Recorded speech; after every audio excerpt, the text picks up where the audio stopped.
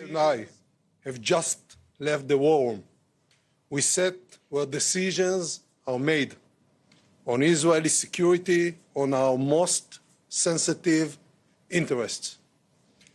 I briefed the Secretary on strategic developments in our region, and the Chief of Staff, together with the IDF leadership, shared our operations. Defense cooperation and U.S. support in the Pentagon, in the White House, in the Congress, ensure freedom of operation and enforce our capabilities. In fact, today, we will receive the second aircraft carrying essential munition to the IDF.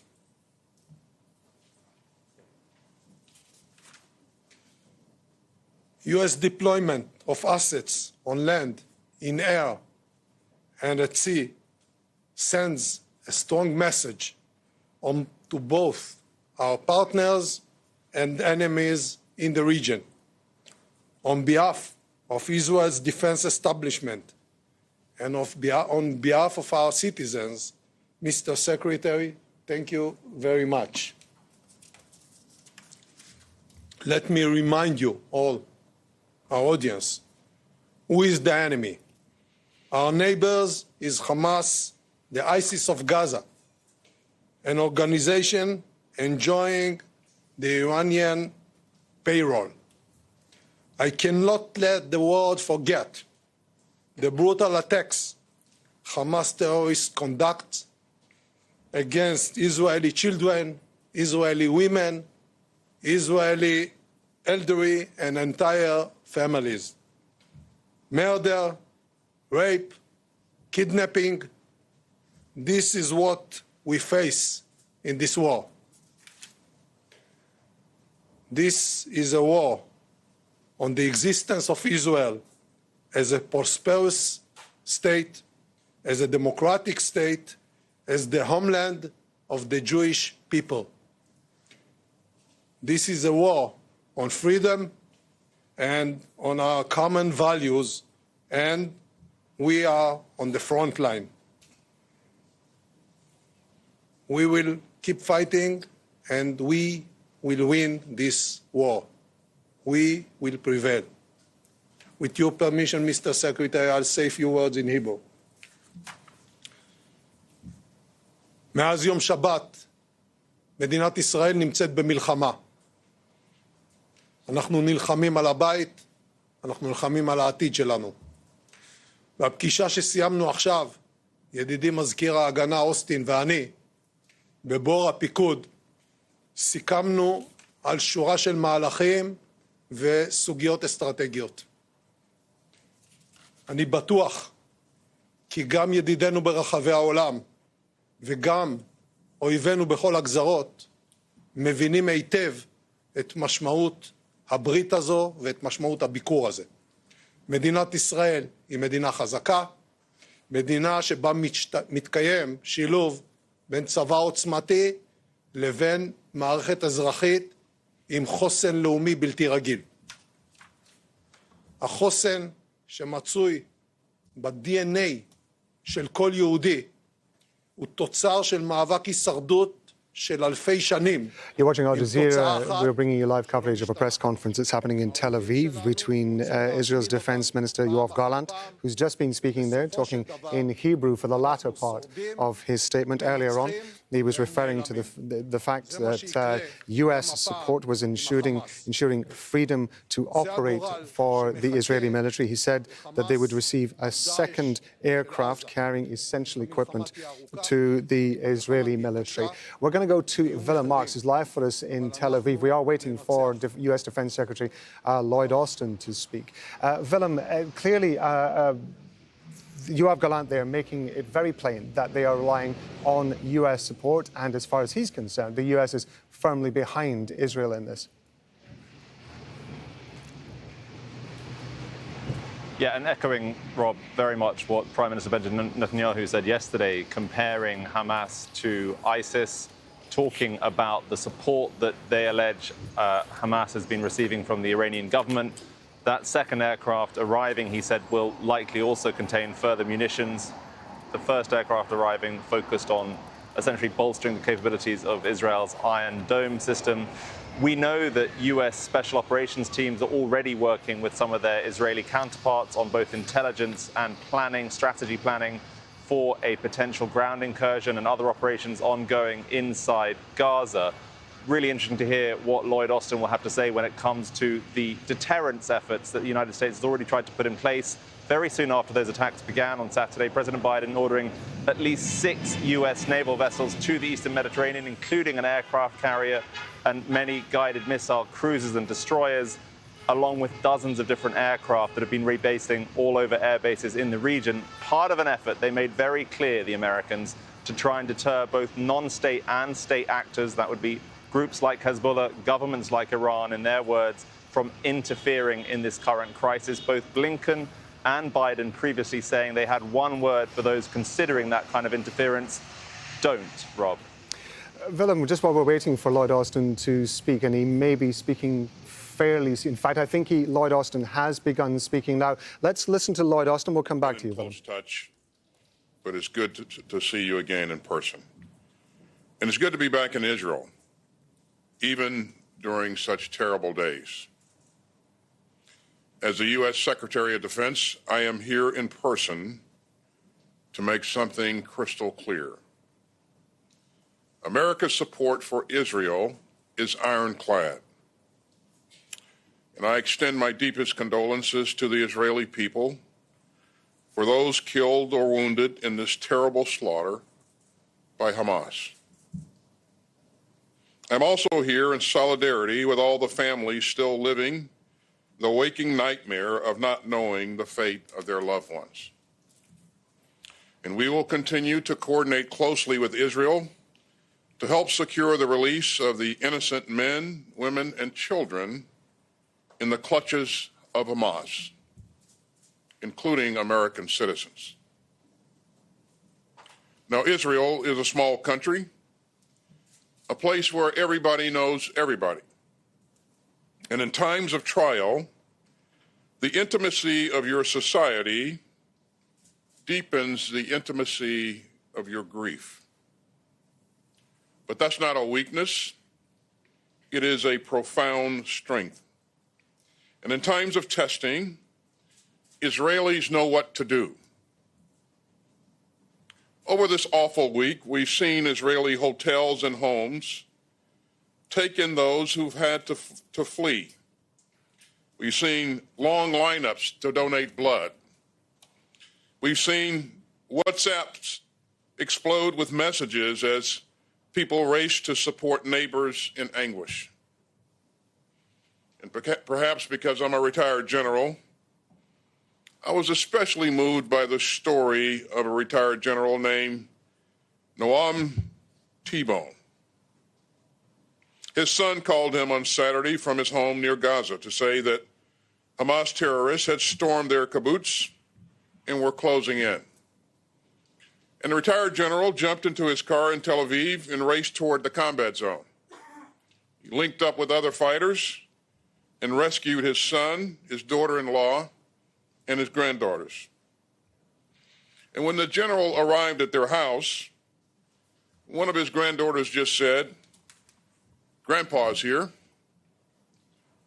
And these are rays of hope in a terrible week. And in times like these, sometimes the best thing that a friend can do is just to show up and to get to work. Now, this is no time for neutrality or for false equivalence or for excuses for the inexcusable. There is never any justification for terrorism. And that's especially true after this rampage by Hamas. And anyone who wants lasting peace and security for this region must condemn and isolate Hamas. Hamas does not speak for the Palestinian people or their legitimate hopes for dignity, security, and statehood and peace alongside Israel. As a former commander of Central Command, the deliberate cruelty of Hamas vividly reminds me of ISIS. Bloodthirsty, fanatical, and hateful. And like ISIS, Hamas has nothing to offer but zealotry, bigotry, and death. The world has just witnessed a great evil. The deadliest attacks on civilians in the history of the state of Israel, and the bloodiest day in Jewish history since the end of the Holocaust. So make no mistake, the United States will make sure that Israel has what it needs to defend itself. And Israel has a right to protect its people. You know, and there are many phone calls this week. President Biden has told Prime Minister Netanyahu that the United States would also respond swiftly and decisively to such a massive terrorist assault. And the president also underscored that democracies like ours are stronger and more secure when we uphold the laws of war. Terrorists like Hamas deliberately target civilians, but democracies don't. This is a time for resolve and not revenge, for purpose and not panic, and for security and not surrender. At President Biden's direction, we have moved urgently to respond to this crisis and to send a strong message of deterrence. The USS Gerald R. Ford Carrier Strike Group is now in the region, led by the largest aircraft carrier in the world. We've augmented U.S. fighter aircraft squadrons in the Middle East, and the U.S. Department of Defense stands fully ready to deploy additional assets if necessary. As President Biden has said, for any country, for any group, or anyone thinking about trying to take advantage of this atrocity, to try to widen the conflict or to spill more blood, we have just one word: don't. The world is watching, and so are we. And we aren't going anywhere. We will remain in close contact with our valued partners across the region, and security assistance from the Department of Defense is already rapidly flowing into Israel. That includes munitions and air defense capabilities and other equipment and resources. It also includes more interceptors for Iron Dome to save Israeli lives. And we will continue to ensure that Israel has what it needs to keep itself secure. Now, Hamas attacked at a time of global challenge. But the United States is the most powerful country in the world, and we remain fully able to project power and uphold our commitments and direct resources to multiple theaters. So we will stand with Israel even as we stand with Ukraine. The United States can walk and chew gum at the same time. And U.S. security assistance to Israel will flow in at the speed of war. And as this harrowing week draws to a close, and as Shabbat draws near, we stand together, and we stand strong. The United States has Israel's back, and that is not negotiable, and it never will be. And after this terrible week, I wish you and all the people of Israel Shabbat Shalom. Thank you. We'll be starting with the questions, starting with Alon Ben David, Channel 13. Thank you, Mr. Secretary. your presence in the Eastern Mediterranean clearly projects power, but should Israel be attacked from the north, from Hezbollah in Lebanon, will you be willing to exercise your force and join the fighting? You know, I ordered additional assets to the region to bolster deterrence. And again, the message that we would send to any country or group thinking to take advantage of this situation and widen the conflict, don't. I won't speculate on anything that could happen in the future.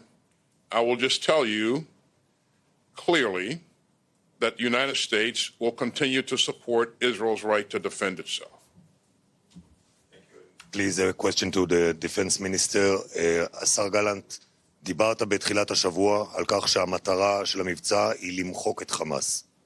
ואזרחי ישראל שואלים את עצמם מה המשמעות של זה. האם תוכל להסביר לנו מה אתה מקווה להשיג במהלך הצבאי שלך ואיך הוא אמור להסתיים? באיזה מצב חמאס יימצא?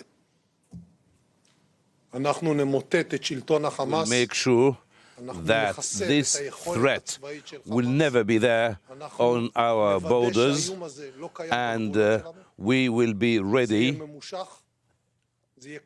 quite ready for that. זה יהיה עוצמתי וזה יהיה לתמיד. Matt Seiler, ABC.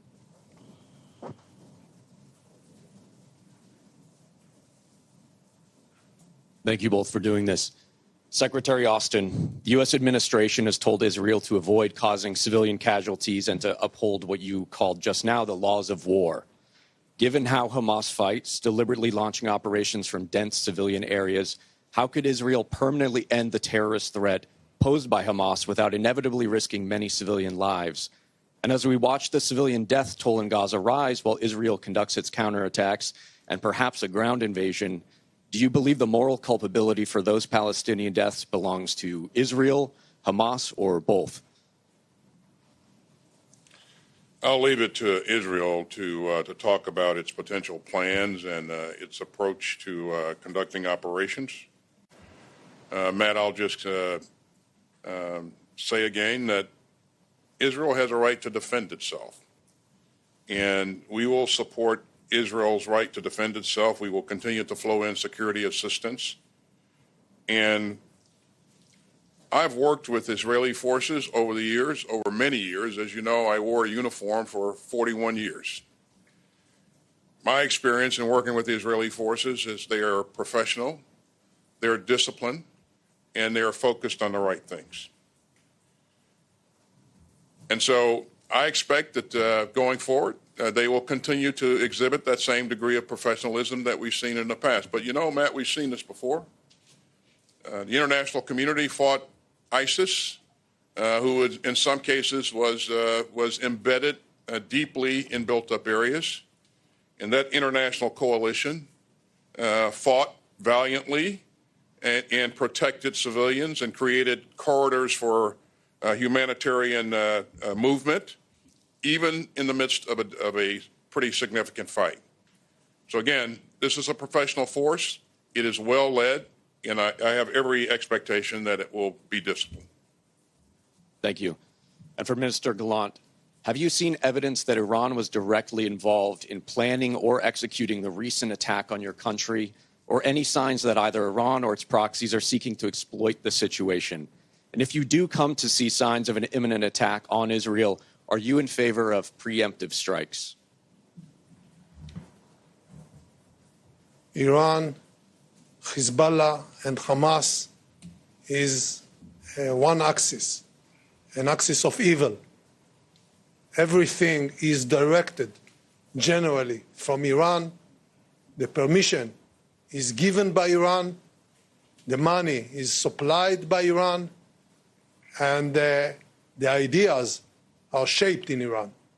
Therefore, it doesn't matter if they give or didn't give the permission, but the idea is an Iranian idea.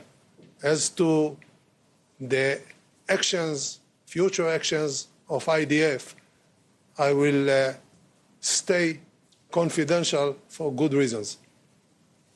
Thank you. Suleiman Massaoudeh. Mr. Secretary, thank you for this.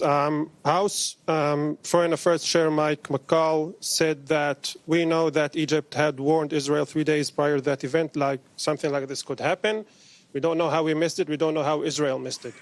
So can you tell us what really the U.S. knew before this attack?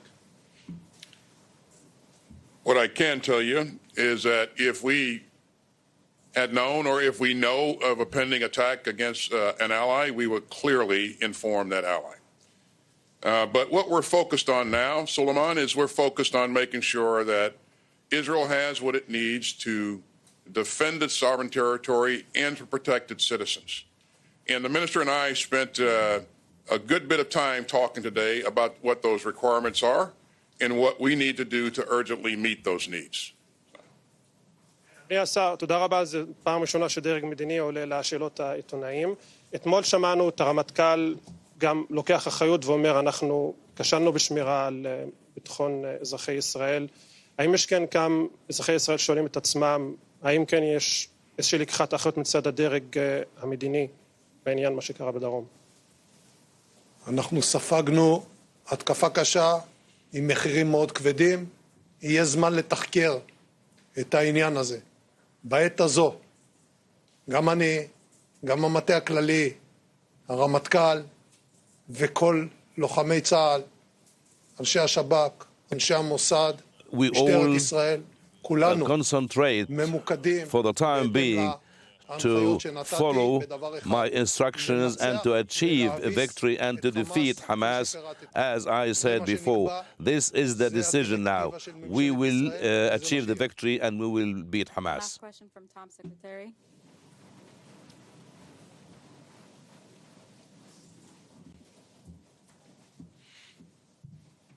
Thanks for doing this. Mr. Secretary, as you just stated, you were involved in the major effort to stop and eradicate ISIS. When you talk to the minister and others, and that experience courses through you, what kind of lessons learned do you feel or might be helpful in this case, especially dealing with that whole urban situation that you just referred to, the evacuation of civilians from Gaza, those kind of challenges? What kind of ideas and thoughts that you have that you can share, please? Well, thanks, Tom. I would tell you that encountering ISIS, I felt as if we were staring evil in the eye. It was truly evil.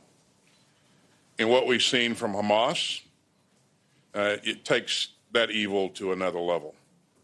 And so that's the first thing that we need to remember and consider. There are a number of things that we talked about today that there are some lessons learned that we'd be more than happy to share with our allies here in terms of operating effectively in dense urban terrain, creating safe humanitarian corridors, making sure that we're thoughtful about how we shape the battle, and making sure that our objectives are well defined. And so we'll continue to share the lessons that we've learned over the years. And of course, as the Israelis prosecute this fight, we will learn lessons from them. And so I think it's this great teamwork that has served us both well over the years, and we'll continue that. Mr. Minister, there's been some confusion over the 24-hour deadline that Israel announced for civilians in Gaza to move south, to evacuate and move south. There was a 24-hour deadline initially reported, and then there's been reports that Israel has modified that, have left it open. In other words, not sticking to 24 hours of a deadline. Would you please clarify specifically, is there going to be a deadline? What can you tell us about the deadline? And what will Israel do, if anything, to help civilians move? Some of the people have said that's Hamas's problem. It's not our problem. Well, first of all, I would like to remind all of us what happened less than a week ago. 1,200 Israelis were brutally murdered, raped, burned alive. Kids were tied one to the other and shot at their hands. this is Hamas. This is the ISIS of Gaza. And as the Secretary said, they took evil to another level. That's first issue. Second, Israel never and ever will not shoot civilians in purpose. Therefore, we are asking all the civilians in Gaza City to go south of Gaza. And the reason is that because we don't want to harm them. The camouflage of the terrorist is the civil population. Therefore, we need to separate them. So those who want to save their life, please go south. We are going to destroy Hamas infrastructures, Hamas headquarters, Hamas military establishment, and take this phenomena out of Gaza and out of the earth. They cannot live among human, civilized people. But 24 hours, is that deadline still holding, the 24 hours? Thank you very much. We're done today. Thank you. Hi, you're watching Al Jazeera. We're bringing you a press conference from Tel Aviv between U.S. Defense Secretary Lloyd Austin and the man who was speaking just at the end there, Israeli Defense Minister Yoav Gallant. They covered a lot of ground in that very long press conference.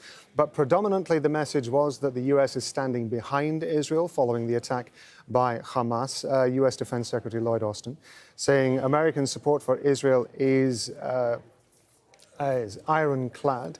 He said that Israel's, this was a time of neutrality, he said, and not false equivalence. They also both made comparisons between Hamas and ISIS, also known as ISIL, saying that Hamas was essentially the same as ISIS, as I say, also known as ISIL. Lloyd Austin said this was a time for resolve and not revenge. They also went into some of the background logistics that the US was going to be offering to Israel in its fight. We're joined by Abdullah Al Arian. He's Associate Professor of History at the Middle East at Georgetown University in Qatar. He's been here with us as this press conference has been going on. It's quite clear that the US is determined to show that it stands full four square, if you like, behind Israel. Nevertheless, it is in a kind of difficult situation in one sense, isn't it? Because it wasn't long ago that we were talking about the Abraham Accords and the growing closeness, if you like, between Israel and, for example, Saudi Arabia, a normalization, as it's called, of relations with the Arab world. Given everything that's happened, where do you think that stands now? Well, I mean, I think that policy was based on a certain logic that the Palestinian plight could be completely ignored by the U.S., by Israel, and increasingly among all of these Arab states who have made the choice to normalize. I think the events of the last week have shown that you simply can't ignore the plight of millions of people who are either besieged or under direct military occupation or the threat of settler violence and who are having their land appropriated and are being denied their rights and so forth. I think what we're seeing now, we have to be really clear about the fact that the United States is now offering full-throated support for a state who is currently engaged in the killing of civilians. We've seen over 500 children in Gaza killed. We're seeing the targeting of first responders. We've seen that the UN workers who are there on the ground are being killed. Journalists are being killed. And so I think the idea that the United States is still continuing to offer this support, also at a time when the government is not just openly, some of its members are openly threatening genocidal intentions, but are actually poised and in a position to do so. And I think this threat against 1.1 million people in the north of the country brings back echoes to the founding of Israel all the way back 75 years ago, when so many people were displaced. I mean, just to give you a sense of the kind of comparison, at that point it was 750,000 Palestinians who were forced from their own land. Now we're talking about 1.1 million people, and doing it in 24 hours, not in this span of 1 year, which is what originally occurred.